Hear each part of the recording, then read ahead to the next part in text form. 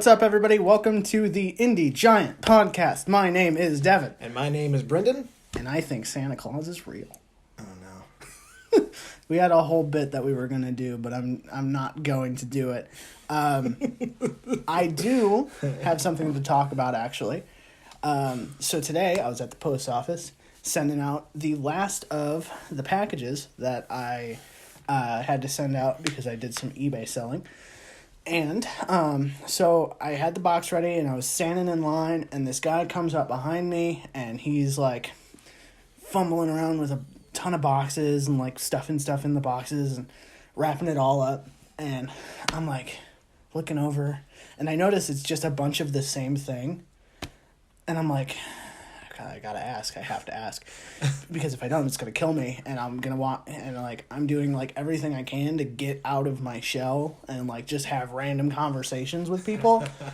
So I turn to him and I go, so I gotta ask, is this like a side hustle? Is this what you do for like business? Mm-hmm. Or because again, this goes back to Gary Vee. Mm-hmm. If you just like go to like garage sailing, if you go garage sailing and sell that stuff on eBay, you can make money doing that. If you like buy in bulk and then sell all those separately on eBay and something like that, you can make money that way. So I knew something was up with this guy. I knew he was doing something. And I turned to him and I go, this has got to be like a side hustle or like your business or something. And he goes, yeah, actually, have you watched Gary Vee on YouTube? And I was like, yeah, I have. Yes, I have. And I was like, this is going to be a great conversation. And he was telling me that it was just like screen protectors for phones. So he was getting like these small boxes. He'd put the screen protector in, fold the box up, and then he already had the stickers pre-printed. Right. So all he had to do was pay for shipping and slap the sticker on, put it on, and then like that was it. And so he was telling me he is 2 classes away from getting his master's degree, but he makes $2,200 a month just doing that. Oh my God. Oh my. And he goes, I'm 2 classes away from being finished, but I don't even know if I'm going to do anything with it because I love doing this. And I was like, that's the name of the game. You know, do what you love and what you want to do.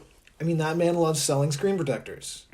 If it's or he loves the money, sure. But I guess it's the process for a lot of like entrepreneurs and stuff like that. Yeah. It's like just doing something that you like and being able to make money from it. Yeah. And I thought that was so cool. And I was like, because like when I think about Gary Vee, I really feel like I'm one of the only people probably in Terre Haute that watch and listen to his stuff. Mm-hmm. For whatever reason, that's like what pops into my head. Like, I'm the only person that cares about this guy in this town. And apparently that's just not the case. So that was a really cool thing that happened today. You saw me post something on Twitter a little while ago. I was so hyped about that conversation that while I was in the parking lot, I was just like, I can make content out of this. So that's up on all of the social medias. Just me going, holy crap. It's basically this story, but told like a minute after I talked to this guy. So that was super cool. Nice. Speaking of buying things, I witnessed a man be incredibly happy to exist in a Sam's Club. Go on. So, went into a Sam's Club with a buddy of mine, and he's looking around, and this man knows what Sam's Club is. Right, of course. He knows it's, you get the membership, you get deals, like you buy in bulk, so everything's a little bit cheaper. Right. And like every turn this man took, it was like a new surprise. I swear. He turned a corner and go, oh, it's the cereal aisle. Oh my God.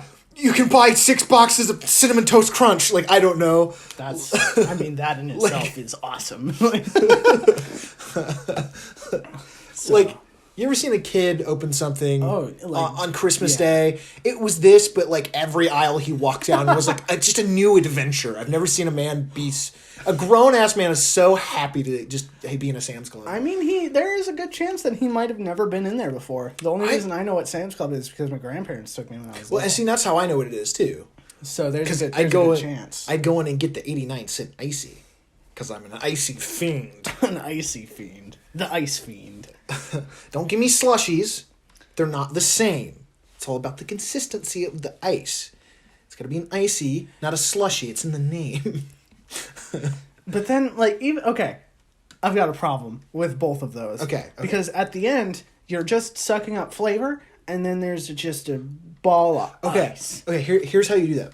First off, there shouldn't be a technique to drink a drink. It's like ice cream. Like, you're going to eat the ice cream. You want to eat the ice cream before it gets melty. But if you eat all the ice cream and part of the ice cream melts, you don't just have a solid stain of ice cream at the bottom. That's true.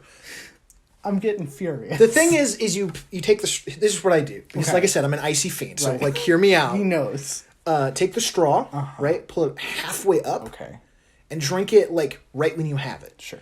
Also, don't get a large because it'll melt and it'll have that syrupy, which I don't really care that it gets syrupy at the bottom, but some people are like, they want to enjoy the icy as, like, the whole icy. So get, like, the small. Not to mention, that's a lot of sugar. So. What I don't hate is the accumulation at the bottom. The drink. Yeah. It's like a drink at that point. It's awesome. You have to, and then you're left with this just like flavorless ice ball. So that's the thing that you can take out of the cup and throw at your friends. That's what I'm saying. Is like it's like ice cream where you have to drink it before it melts, but it's weird because you have to drink it fast enough that it doesn't get too syrupy at the bottom, but slow enough that it's not just ice on the bottom. Okay.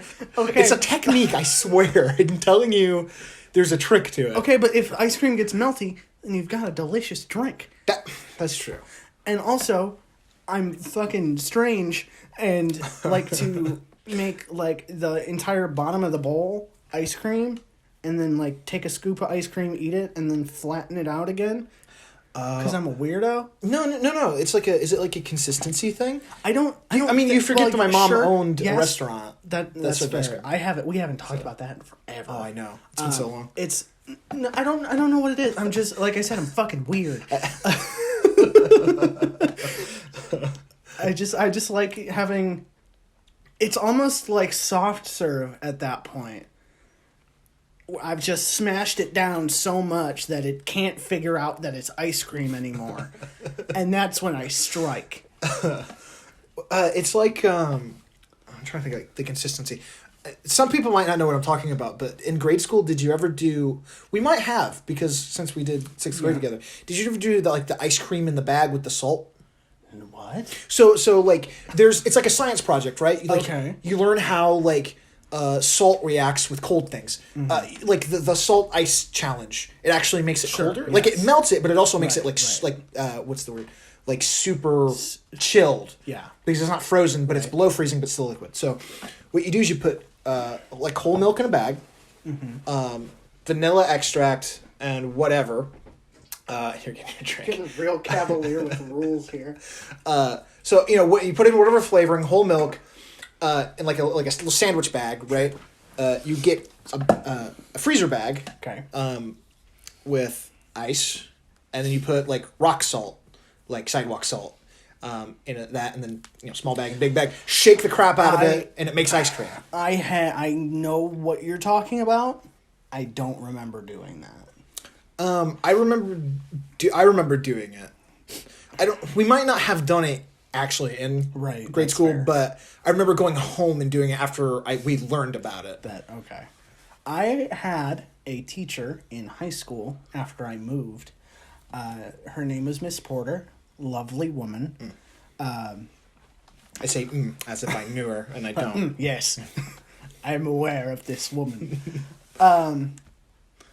We were all forced to do science projects in front of the class at one point in the year.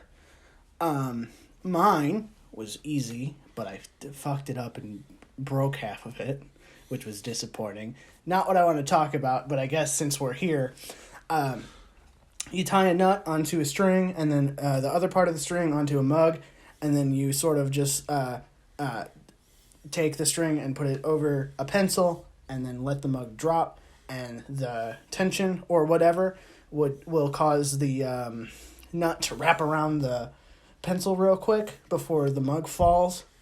And I was practicing, and it didn't catch, and I broke the mug, and then I couldn't do my experiment. Oof. I still got like a B on it because like she like knew that I knew what I was doing. And then, but what I wanted to talk about was there's a real weird thing, like water works real funny, is what I'm trying to say. Yes, it does. You can take a. This is the experiments episode, isn't it? You can take, paper towel. Yeah. And put it in a cup with water, and then take the other half of the paper towel and put it in a cup that doesn't have any water, and then the water will travel into the cup without water.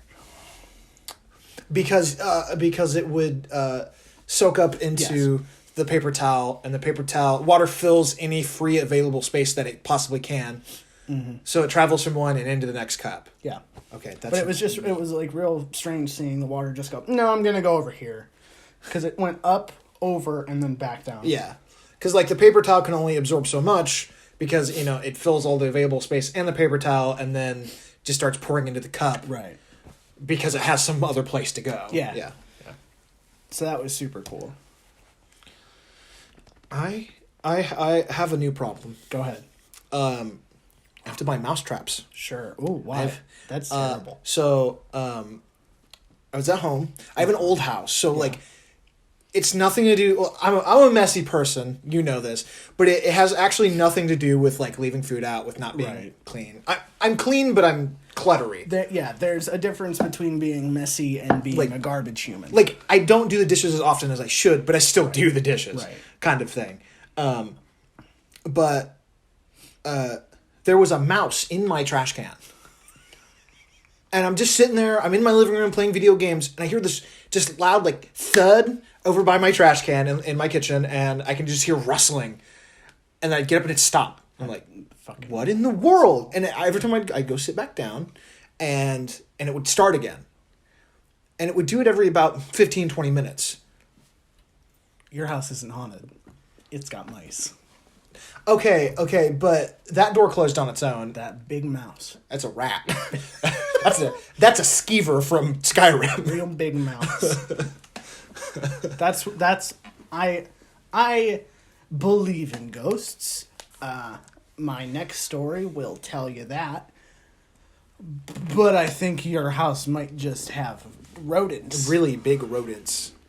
It was just sad because I have rat and mouse poison in some of the closets and stuff. Apparently not working. I think I need to get some mouse traps in the kitchen. Back 6 or 7 months ago, me, Jeff, his girlfriend at the time, and Hannah, we all went to Goodwill just for fun. Because that's the only thing that we could do around here because there ain't nothing else in this town. So we got a bunch of doofy outfits and stuff. Like I had a full-on cowboy costume, cowboy boots, hat, and a jean vest. I need to see that. I'll break it out, I guess. And then Jeff also dressed really goofy. But while we were at the Goodwill, we found this little wooden statue. And I was like, oh, that looks cool. I'm going to get that. It's $1.50. I actually think it was 75 cents. I was worth it. Worth every penny. And it was the same night that we brought that home that weird shit started happening. I was either in the computer room or in here, and Hannah was in here, and then out of nowhere, big slam on the front door. Somebody tried to kick it in. So I immediately swung the door open. Nobody there. I was like, Oh, that's weird. And then just like, there's a light above our sink, and the shade just sort of like popped off and then was hanging. And this all happened over the course of like a day and a half. Right. After we brought that thing home. Open. We brought it open. And you know, the shelves that we have in the computer room used to be twice the size before they fell over. That's my fault. That had nothing to do with the ghost. That was me. Yeah, I'm an idiot. I tried to move it. It went, no, I'm done. And then just fell in half. But there was, while it was still full-sized, we had a car, like a toy car on top of like the second to top shelf that was like perfectly sideways along and it just sort of fell off. And I was like, you know, this shit's starting to get annoying. It's like, and then we were like talking, I was like, it's like a ghost or something. And then we were talking about that for like 20 minutes, and then I just like remembered, and I looked over at Hannah, I was like, it's the fucking idol. What? So, and okay, I'll let you finish. So we took that and we put it in the trash, and then we took the trash bag and knotted it all up and then threw it in the trash can outside. The next day it was taken away to the dump where it belongs, and everything stopped. My house was haunted for a day and a half. So here, like, my weird thing is like, I'm not gonna get into it because it's the same as like the political thing. Sure. But like, you know me well enough that I don't pretend I believe in ghosts, kind of, to a point. Like, I mean, I like to consider myself a skeptic also. Well, yeah, because it's like ghosts, but like at the same time, like it was.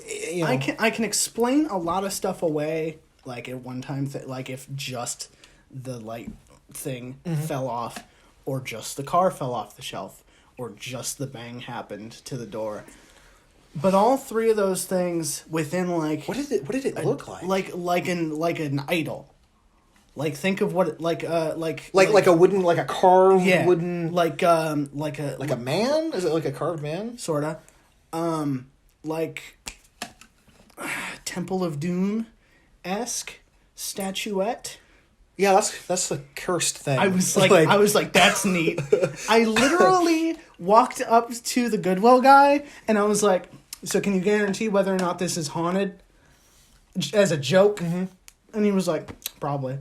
And then I swear to God, took it home. All that stuff happened. We threw it out. We went back to that Goodwill the next week for fun because it's the only thing that we could do here. And I like found the guy and I was like, guess what? And he was like, what? And I was like, idol was haunted. Threw it out. And he didn't believe me because why would you? Yeah. It's one of those, you know what's harder to get rid of? I'm glad you threw it out because you know what's harder to get rid of than nice ghosts. I'm serious. I'm serious. I mean, think about if you like, oh, my house is haunted. Like, that's super spooky. Like, some people would be into that. Like, that's really cool. Oh, like, no, yeah. Oh, like, I have this haunted idol. Like, I'm gonna keep, like, some people are super into that kind of thing. And, like I'm gonna keep this haunted idol. And if you did that, eventually, I honestly believe your house would just be haunted. Right. Like you would just have something in your house. Like, it wouldn't leave. When something... I watch a lot of Supernatural. I'll preface my next statement with that. A lot of times I feel like a ghost would be attached to a specific item. Yeah. And then once it's in an environment long enough, it's attached to the environment. Think of it this way. It's kind of like the vampire thing. Sure. But a lot of like supernatural things work kind of the same way. So like technically, by taking that from outside of your door to inside of your door and purchasing it, you technically like approved it entering your home. Yeah. So you basically went, come inside, ghost. Right. Come live in my house. And like you said, some people would be like, oh, that's friggin' neat. Yeah. But I'm easily spooked. Yeah. So is like Hannah so bad. So like, so I was like, I'm getting rid of it.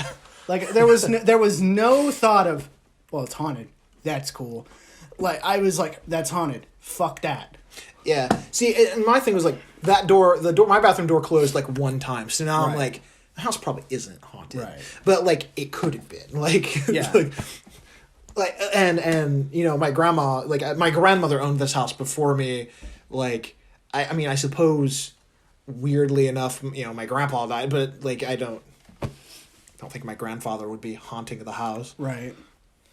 And I mean, if hypothetically he were to be, it wouldn't be a real negative thing. Well, no, I guess not to necessarily. An extent, because like, well, I mean, wasn't the thing with the ghosts like unfinished business? Sometimes, other times they're. So from what I understand, I think ghosts, any human with like a big presence is the thing. I think it's either unfinished business or there's a thing called like residual hauntings. I think is what it is, where there's just like a routine that the ghost does. Mm-hmm. And then like the same stuff happens all the time. I'll tell you what I really want to do, because I did an inspection for work at St. Mary's. Mm-hmm. It's super haunted, super haunted. I went sometime early summer, and I didn't like. I have this weird sixth sense for like creepy things. Uh-huh. Like if I'm around them, like I get that weird like you know, kind of don't feeling. Your body physically goes no. There are tunnels under every single building, all connected for transportation of what I assume is bodies. No. And well, yes, but like staff. living people. Right. So like at the time it would have been, because it was like it's a Catholic school. Sure. So at the time, you know, like it was something along the lines of, you know, kind of hiding like African Americans. Sure. Like, I think something along those lines. Because I mean the tunnels go to every single building underneath the campus. And I'm not going to say I went in them, but I went in them. I mean, there's like a maintenance, like an electrical room down there. We went down there and looked for like a smoke detector. There was a fire extinguisher down there, but we went down there and looked for smoke detectors. But we looked around a little bit. We didn't go like all the way from one building to another, but we walked down a little bit because it was neat, you know. But in the conservatory, there's smoke detectors in the bomb shelter. There's a bomb shelter under the conservatory. I mean, yeah. And one of the tunnels goes in that bomb shelter. I walked up to it and went, oh no. There was something about that, of all things. But also super cool, the head security guard, since she has to do night shifts, she sees a lot of the stuff. Right. And I guess the most haunted place there is the library. I can hear like bangs. The elevator will and one of the cleaning ladies was there with us, and she was talking about, she's like, nobody likes to be in there at night.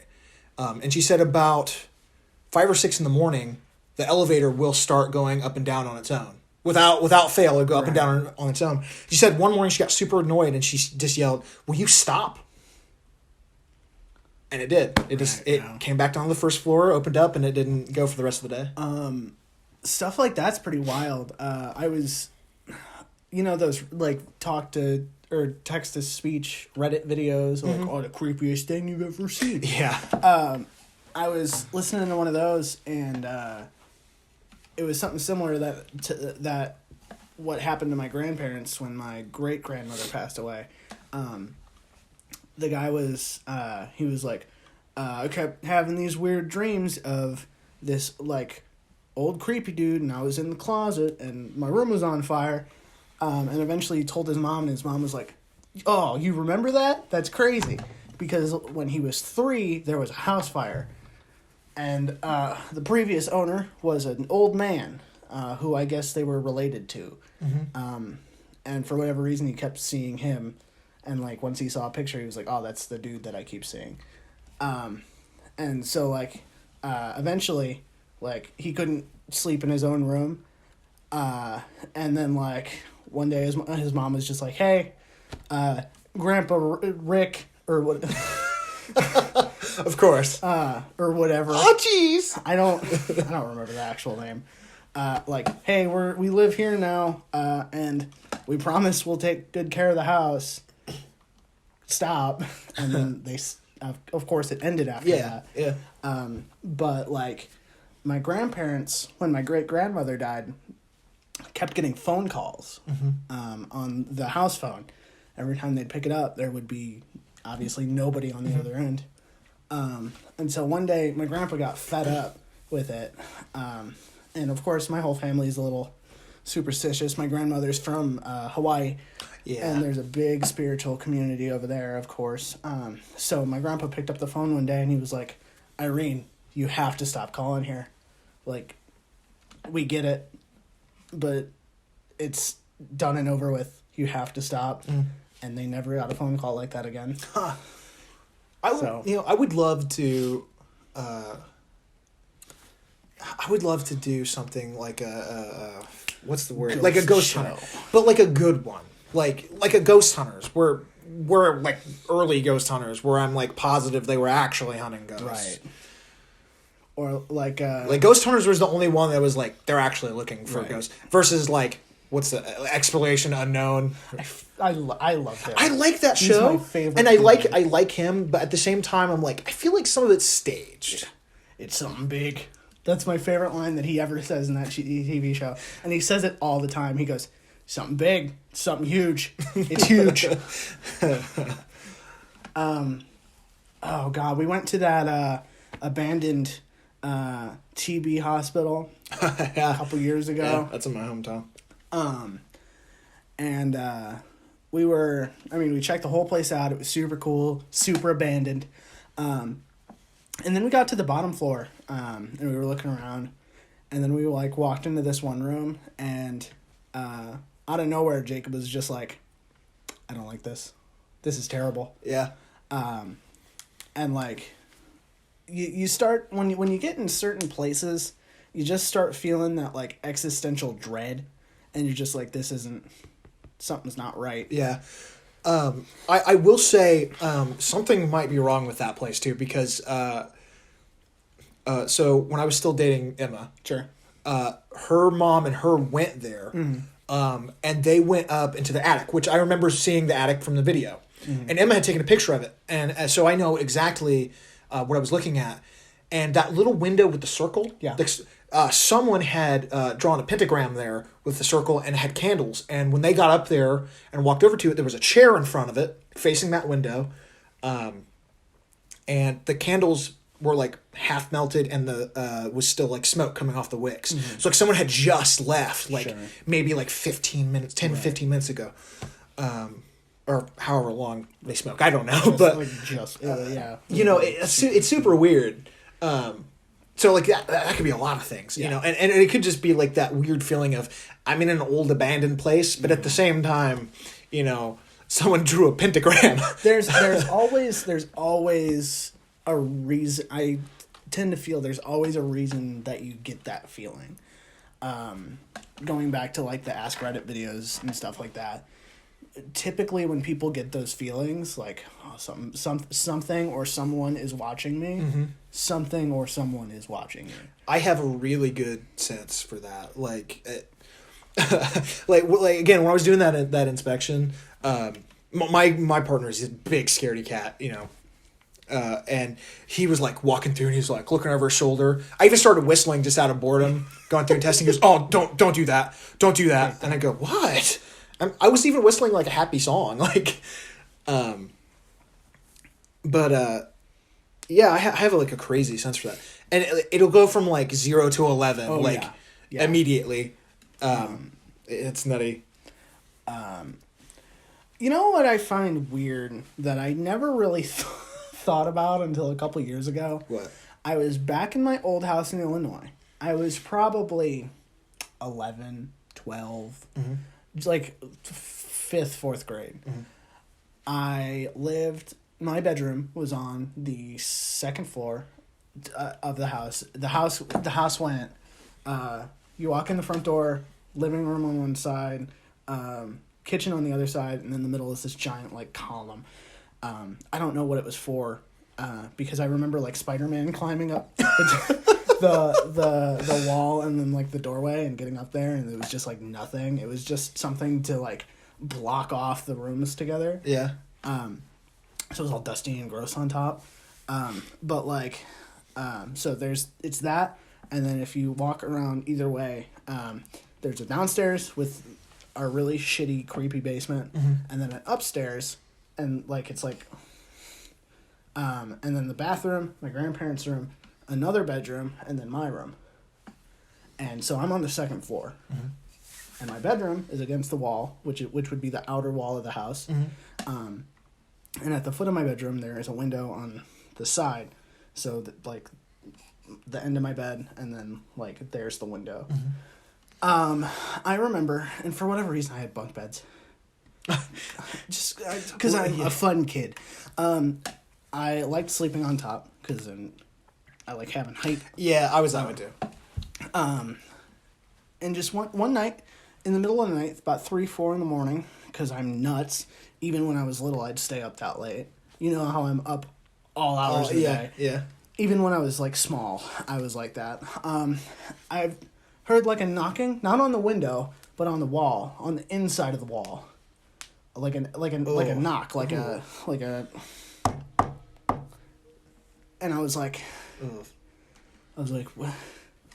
And then I knocked back, and then I waited, and then there was a knock again, and I knocked back, and then there was a knock, and I knocked back, and then it stopped, and then I stopped, and then I just didn't think about it, and then like 5 or 6 years later, I was like, that's weird. That's a weird thing that happened to me. I don't know, man. Life's strange. Life is strange. That's a great game. The new Xbox is coming out. I think I didn't get to watch the press conference, like the Gamescom. Is it Gamescom that just happened? I think it's Gamescom that just happened. Yeah. Yes. I think so. The new Xbox got like unveiled or whatever. I haven't had a chance to look into it. I think it's either like a brand new system or it's like another update to the Xbox One. It's like a speaker. It looks like a speaker, like a vertical speaker. Just essentially like a big rectangle with the Xbox logo at the top. And then like... I hope that's not the console. No, it actually looks dope. Okay. I haven't seen it yet. I'm making it sound super goofy, but it looks good as hell. And like it'd go with anything that's over here already, which is nice. And then they had like a quick fire like trailer of everything. And then like right at the end, right before it like wiped and was like Xbox Project whatever. It was like Project X. Project Xbox. Was just like a quick cut of Halo Infinite of just like Master Chief like big walking on the edge of a cliff, and I was like, oh yeah, because they brought, I don't know if you saw the old trailer for it, they brought the old art style back, so he looks cool as hell again and not like a doof. So I'm super hyped for the new Xbox and for Infinite again, even though it's been forever since they first started talking about it. Yeah, I well, hopefully, I'm kind of hoping it's a new console because, as much as I don't play, I'm playing my consoles more now, than I have been recently, because I got my PC and then we all play PC together, and then now that I have had the PlayStation 4, I played it over the Xbox, which when the 360 was out. It was backwards. I played the Xbox 360 over the PlayStation 3. I went from PS2 to Xbox 360. Yeah. Picked up an Xbox One, didn't like it, got the PS4, and I'm in love with the PS4. So that's exactly what happened to me. It just because the Xbox One did what the PlayStation 3 tried to do. It tried to be not a gaming console, but a multimedia console, which really, if you make it primarily a game console first, you can keep all the apps and stuff. Like 100%. I don't understand. So they were like, plug it into your cable. Like, no. Like, if I'm not going to plug it into my cable because, like, I'm just going to get cable. Just plug the TV into... Like, there's no... You shouldn't do extra routing just because. Yeah. I guess, but still. Yeah. Just get cable. I really disliked the Xbox One. I mean, I kept mine, but... I've bought like 3 of them. I kept mine because I just like to hold on to my consoles. Yeah, that's fair. Like, I still have my 360. I still have the Wii. I have a Wii U, but it was for Smash. Right, of course. It was for Smash. What else do I have? I still have my PlayStation 2. There's a PlayStation 1 floating around, though it's not mine. Right. Yeah, we have a PS1 somewhere. So, I feel I've got and have tried to get almost every console just to have. Yeah, it's neat. And, as people that play a lot of games. Yeah. It's neat. And then one day, if you have kids, you have all these game consoles and... Sit down, idiots. We're going to play Minecraft. Yeah, but I mean, that's the kind of thing, though. I have a weird thing, and Jeremy kind of pointed this out to me because he's like this too. I very much like having physical copies of games, yes, which you can't do for the PC, right? Because most PCs, like gaming PCs especially, don't have a disc drive.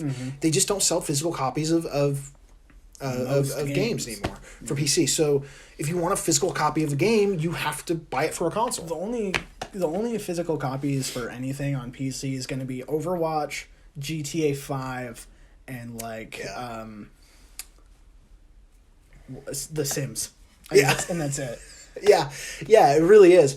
But it's like I need to pick up just to have it physically.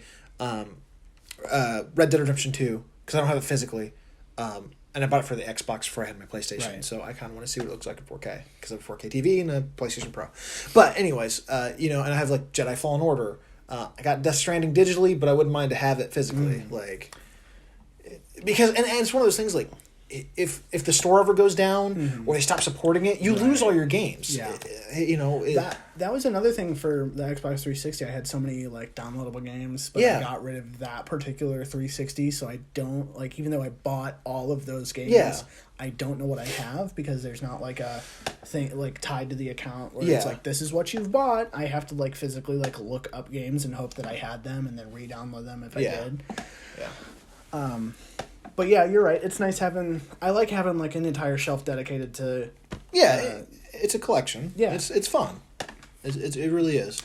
And I've heard a lot of people that are like us that were like us at one point that have since stopped getting physical copies of stuff and been it's so free. It's so freeing to not have to have. But I disagree. See it that way. I disagree because again.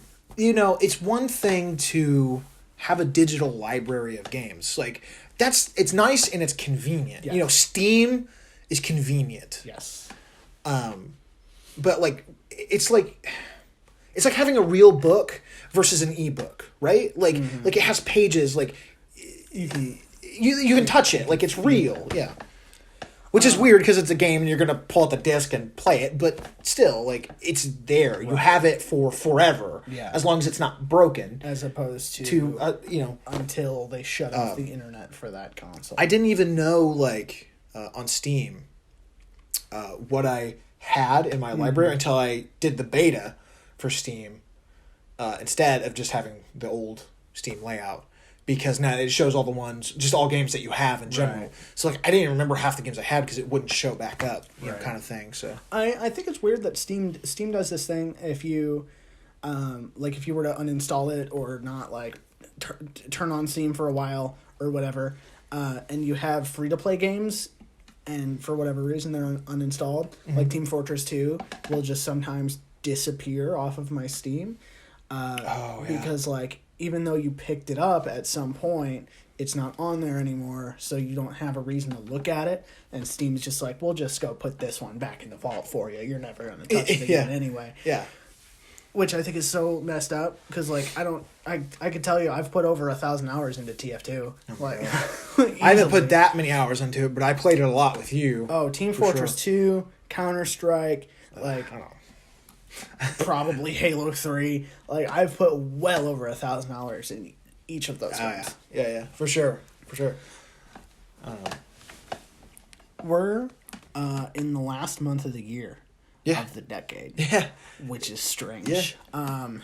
So, over the last 10 years, what was your favorite video game?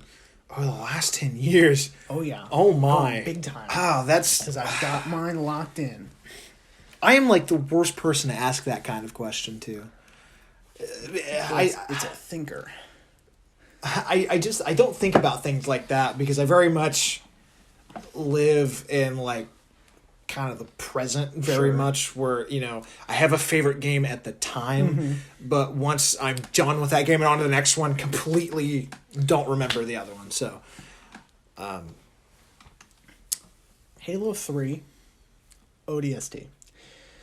because you're not a Spartan. As much as I love Master Chief, and he's like not overpowered, he's overpowered. You know what I mean? Yeah. The enemies don't really feel like a challenge even on legendary if you do it right. Even on like normal for Halo 3 ODST, everything is deadly. Yeah. Because you're just a dude. Yeah. As opposed to a super soldier. And you don't have the shield. Right. It's all health based, so I like, and the soundtrack. Don't get me started on the smooth jazz. And that's the original firefight mode too, which is phenomenal.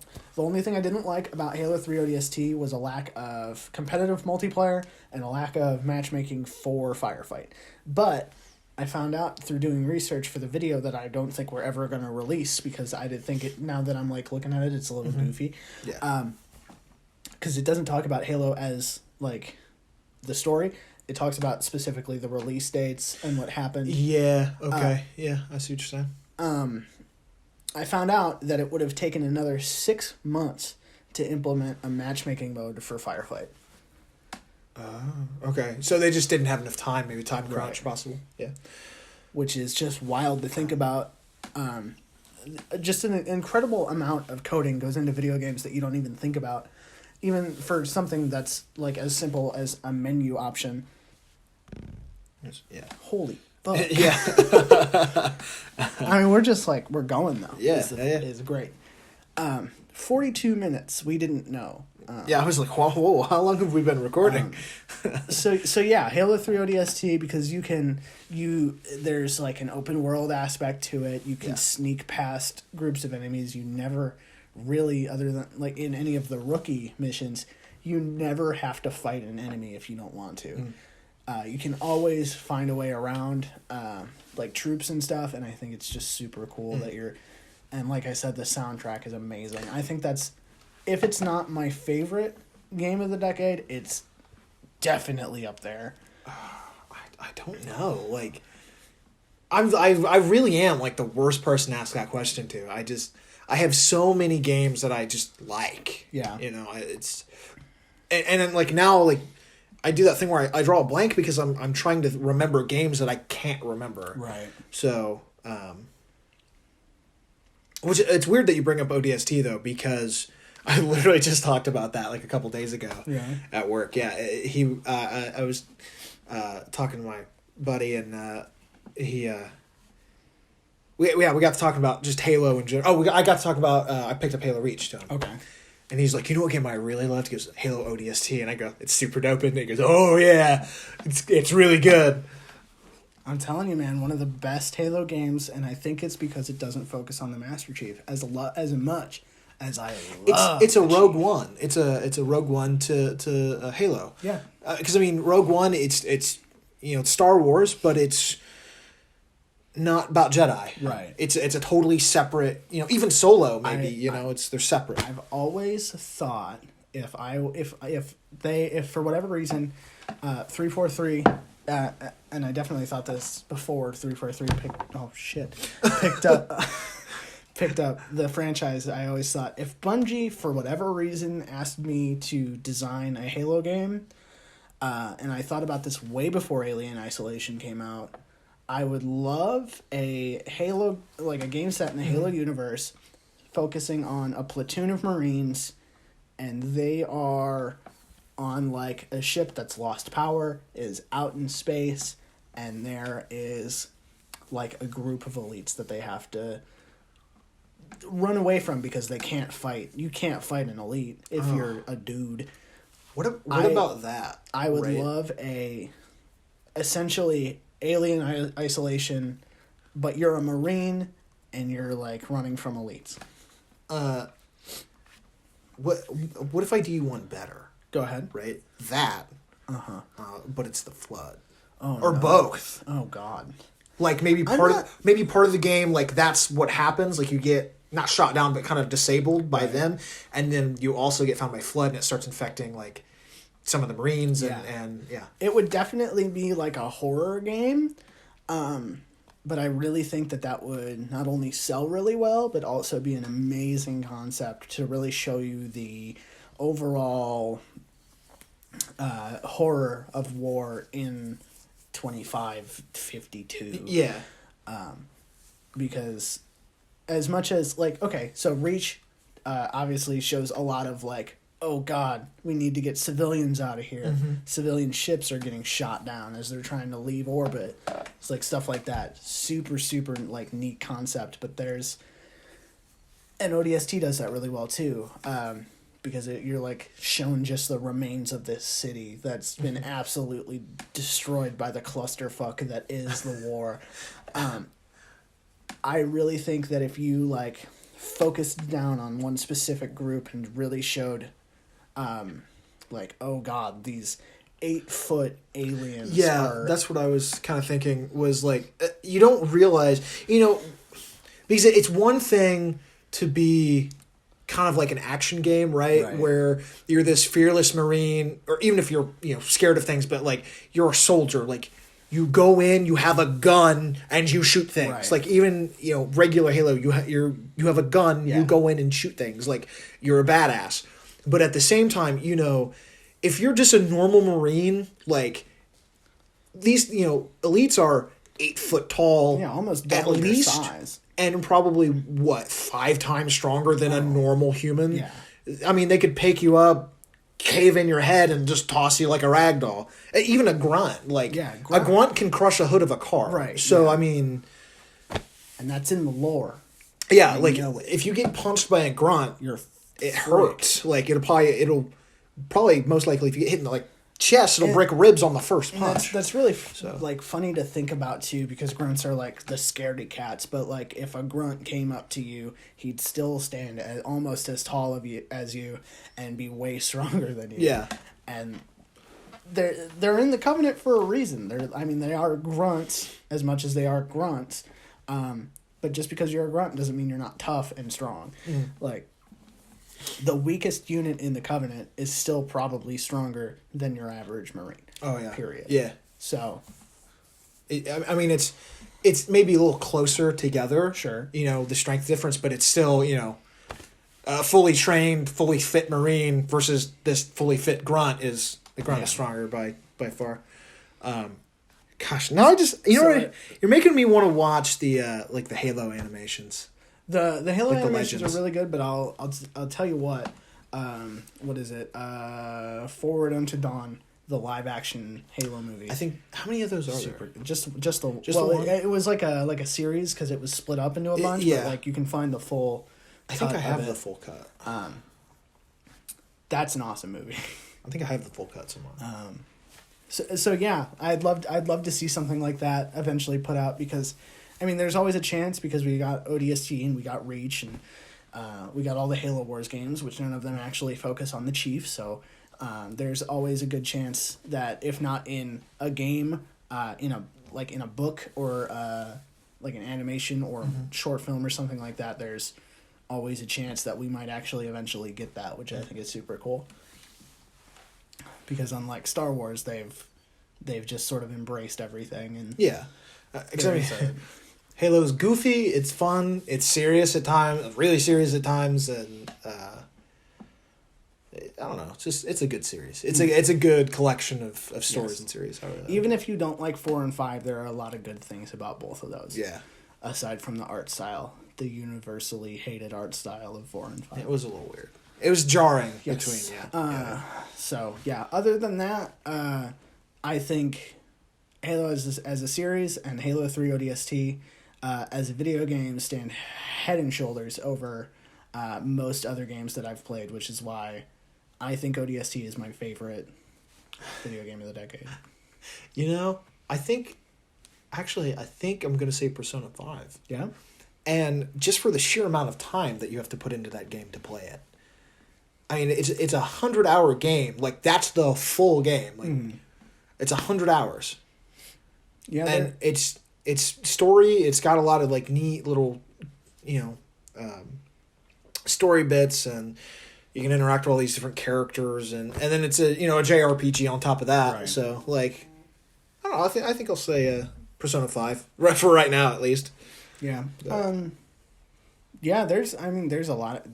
Obviously, a lot of great games out there. Undertale's super good. I haven't played that in so long. It's just like, it's weird what a community does to a video game, because if like, and I'm not calling Undertale fans bad, but like, what the fuck? So, I mean, sometimes they're bad. Yeah. You just like a video game, just like it. Don't do that to it. Ever. Yeah, it was a good game. It was fun. I had a lot of fun with Undertale. Undertale was amazing. It's just for I had seen a pacifist run playthrough from somebody else. So I was like, I know that there's a genocide run. I'll do that. And if that wasn't the most excruciating 3 days of my life, it gets heavy. It gets heavy. And the Sans fight is impossible. But have you ever seen the video of the dude who just one-shot Sans, like, does it all just perfect first try, and was like, oh, wait.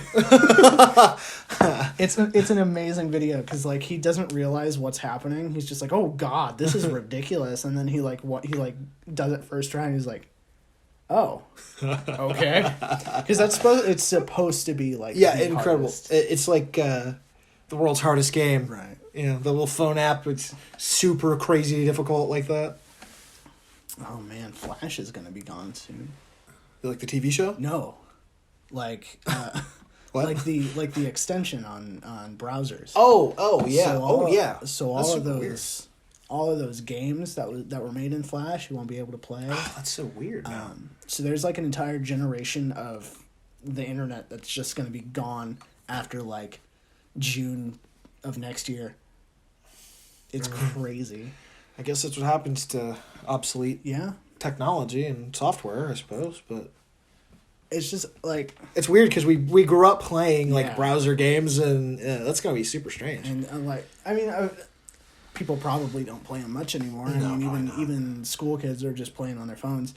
But like, yeah, it's nuts because like I remember like playing Happy Wheels and stuff in high school and just being able to goof around when my teachers weren't paying attention. Of course, Happy Wheels is so big, though. Yeah, but like, I feel like somebody will recreate Happy Wheels somewhere. Sure. I'm almost certain that someone will find some other software and make Happy Wheels again. Yeah, but I don't know if it'll be the same. No, probably not. That being said, play all of your favorite Flash games before they're gone. Because I know even right now, I spent like 45 minutes trying to get a Flash game to work the other day. Oh my God, what's going to happen to Newgrounds? Yeah, exactly. And exactly. What was that old, was that Albino Black Sheep? Was like an obscure like game you could get on and just play all these like Flash games? I mean, probably. Like, I remember my sister's like, oh, you like browser games? Like, here's this website. And I remember spending hours on that. Like old Angel Fire websites, Congregate, Cool Math Games. That blue one, I remember specifically that the website was very blue. You know which one I'm talking about. I could tell by the look on your face. Oh, yeah. I know what it is, and I don't remember the name. But yeah, all those websites are going to be basically gone sometime next year. Unless they figure out some way to put all those games in a different program and still have them function the same. So, which is a lot of work. Yeah. Probably. So seriously, take the time out and play those games because you might never have a chance to do that again. Except for Balloons. I mean, that hasn't happened now. I mean, Balloons Tower Defense is on Steam. It's on every app store. Like, you'll never get away from it. I guess unless you really like the original Balloons like I did, where it's literally just like not the tower defense, but it's like the puzzles where you got to pop so many balloons a certain way, like the original, like which most people don't even know about anymore. Right, yeah. Hey, this was the Indie Giant podcast. I think we went over an hour. I think we absolutely went over an hour. Thank you guys so much for watching. It's been a pleasure talking to you. There's literally nothing I have to cut out of this episode, which is strange. Yeah. So we love you guys. Thank you for watching. This is going to be terrible to render. Absolutely. Because it's going to be like an hour and a half render time.